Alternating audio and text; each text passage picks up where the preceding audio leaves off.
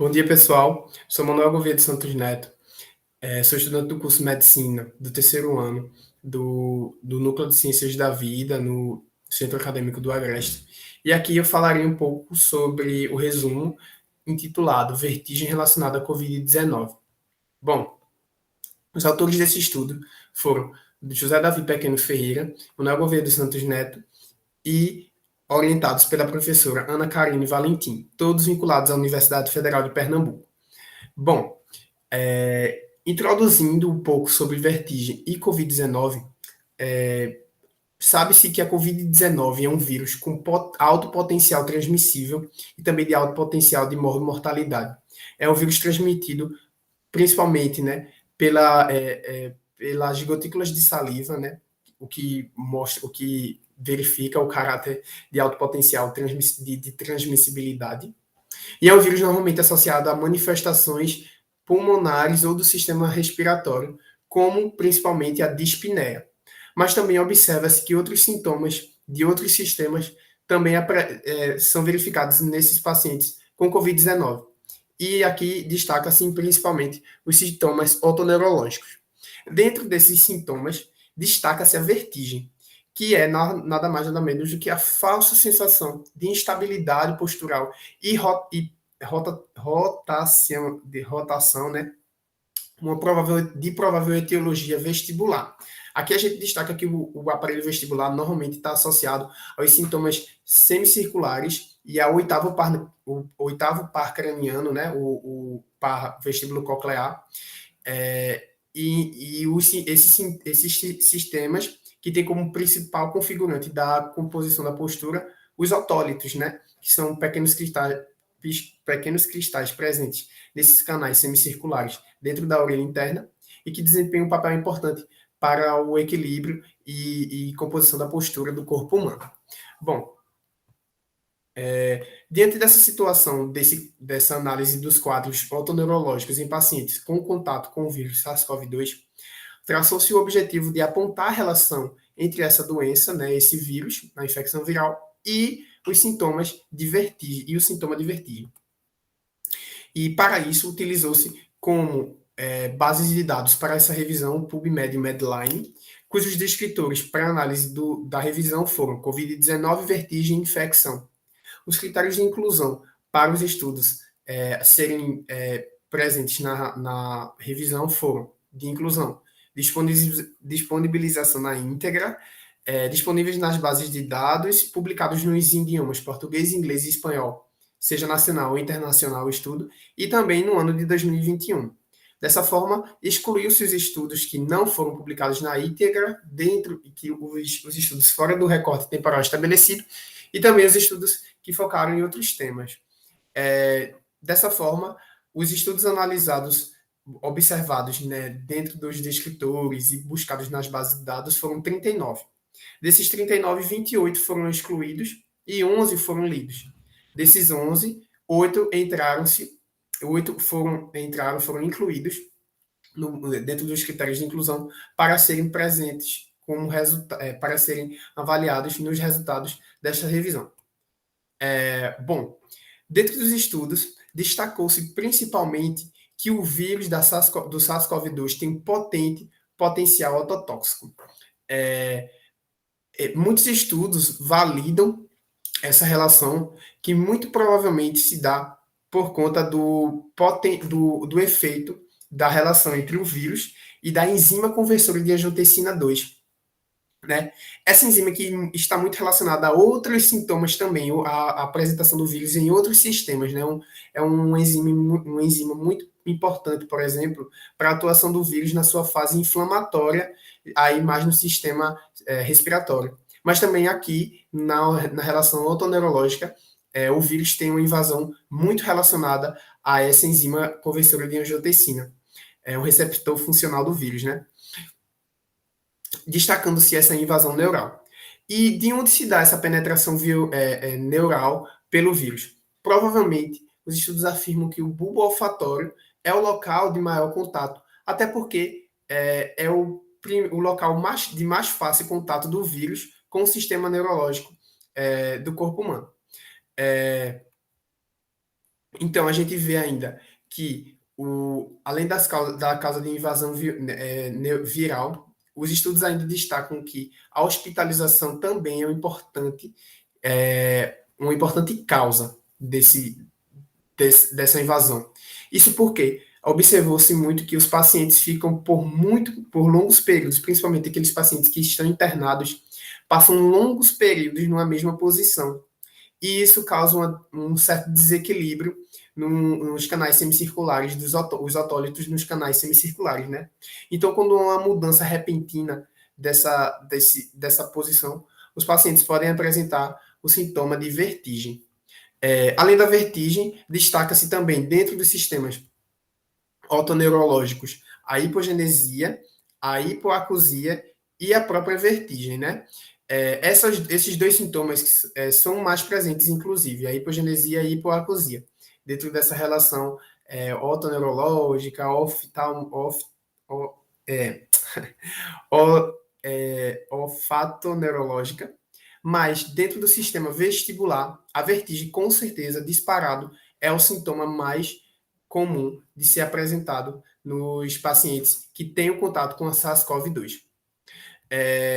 Além daquelas duas primeiras causas que citei, os estudos ainda apontam que duas outras causas são as questões psiquiátricas e as drogas antivirais. Dessas, as questões psiquiátricas, inicialmente, no início da pandemia, era pensada que seria provável, pensava-se que ela seria a provável causa mais relacionada com os quadros de vertigem. Essas questões psiquiátricas estariam muito associadas ao medo, à ansiedade ocasionada pelo vírus, mas hoje ela caiu um pouco por terra por conta da invasão neural, já falada, e por conta da expansão da próxima causa, né? Que é a relação de drogas antivirais.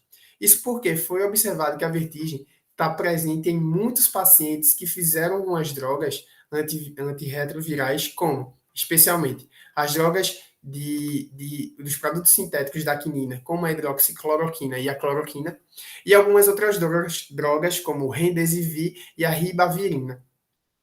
Essas drogas que não têm um potencial tão forte, os estudos afirmaram que na literatura elas não têm uma consolidação tão verídica de atuação, de regressão da atividade viral, nem mesmo de atuação em qualquer outra situação, como diminuição dos sintomas ou melhora do paciente.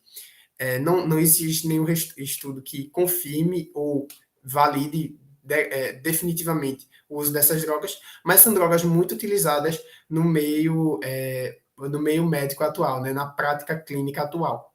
Então, mas assim, são drogas que possuem importantes efeitos adversos e dentre esses efeitos adversos vem se observando muito a relação com a vertigem. Além disso, observou-se que o padrão epidemiológico desses pacientes que apresentam vertigem e que tiveram contato com SARS-CoV-2 são pessoas abaixo de 60 anos e mulheres. Dentro desse padrão epidemiológico, destaca-se essas pessoas abaixo de 60 anos, né? Até porque em outros sintomas, como os sintomas respiratórios, que são até mais comuns, né? A dispneia, a febre, a fadiga, normalmente esses sintomas estão mais presentes em pacientes acima de 60 anos. Além disso, foi verificado também que alguns exames podem ser complementares na análise de vertigem dos pacientes, né? É claro que a vertigem é um sintoma e até uma afecção eminentemente clínica, mas alguns exames podem ser lançados mão até para auxiliar o profissional, né? Entre esses exames, destaca-se a posturografia dinâmica computadorizada, que é um importante exame de monitorização da postura do paciente, em que o paciente é submetido à instabilidade postural, tanto estático quanto dinâmico, né? E é observado o padrão do sistema vestibular.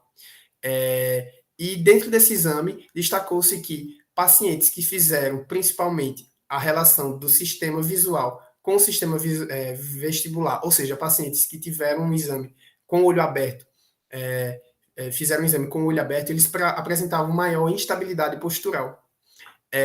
Além disso, também observou-se que pacientes que fizeram o exame com o olho fechado apresentou-se menor instabilidade postural. E isso meio que indica aos pesquisadores aquela ideia da invasão neural, né? Mostrando que o vírus tem um potente potencial de ação contra, um potente potencial de invasão às células neurais, né? Até porque o sistema vestibular visual também está muito associado ao sistema nervoso, né? Como nós já sabemos. Além disso, é lançado mão de um outro exame chamado de teste do impulso da cabeça por vídeo, o VRIT, que é um exame que pode mostrar a funcionalidade do canal semicircular e os potenciais evocados miogênicos vestibulares, que permitem analisar os eixos vestibulares do tronco encefálico. Aí já é uma relação mais com o sistema nervoso central. Esse exame pode mostrar maior esclarecimento da origem da etiologia, seja vestibular ou seja do sistema nervoso central. Além disso, os estudos destacam que algumas recomendações devem ser feitas, especialmente ao profissional, né? Ele deve analisar a anamnese e exame físico com certa minuciosidade, mesmo não sendo um profissional especializado na área da otorrinolaringologia. Também deve-se observar que pacientes com vertigem é basicamente sintoma, né? Então deve-se analisar a busca de outras causas além da Covid-19, como labirintite, como otite média aguda, são como neurite vestibular, que também pode ser causada pelo SARS-CoV pós-Covid. São sintomas importantes, tá? São doenças importantes que devem ser pesquisadas e, principalmente, devem ser encaminhadas caso o paciente apresente alguns sintomas relacionados à vertigem. São situações que devem ter uma análise mais criteriosa, especialmente pelo profissional especializado, né? Então, a última recomendação, basicamente, é a avaliação otorrinolaringoscópica, quando o profissional mais generalista não está apto para tomar uma decisão mais consolidada quanto ao paciente que teve contato com o vírus e também apresenta quadros de vertigem. Então, diante disso, a gente conclui que o estudo mostrou a vertigem como um importante sintoma e uma importante manifestação dos pacientes com Covid-19, né? A gente vê que foi o terceiro sintoma mais comum analisando o sistema otoneurológico. Também observou-se que a análise clínica é fundamental, né? E ela pode prescindir de exames complementares, né, como já citou, mas a análise clínica é crucial nos quadros de vertigem em pacientes que tiveram contato com o SARS-CoV-2. Também deve ter uma análise do acometimento pós-infecção. Então, os pacientes que, mesmo curados da Covid-19, os pacientes que não apresentam mais sintomas mais comuns, como fadiga, dispneia, e se sentem bem, devem ser analisados quanto à questão da vertigem, principalmente aqueles pacientes que fizeram uso das drogas antivirais e de drogas que são amplamente ofertadas e indicadas pelos serviços de saúde, embora elas não tenham tanta validade da literatura, esses pacientes que têm esses quadros devem ter aquela análise mais minuciosa e uma avaliação do otorrinolaringoscopista. E também foi observado pela maioria dos estudos que mais estudos devem ser feitos, até porque os quadros ainda são bastante recentes. Acredita-se que a invasão dos vírus no sistema nervoso é insidiosa, ou seja, não é algo abrupto, e por isso as próprias pesquisas afirmam que mais estudos devem ser feitos. Então, basicamente é isso. Aqui estão as nossas referências e boa noite, até a próxima.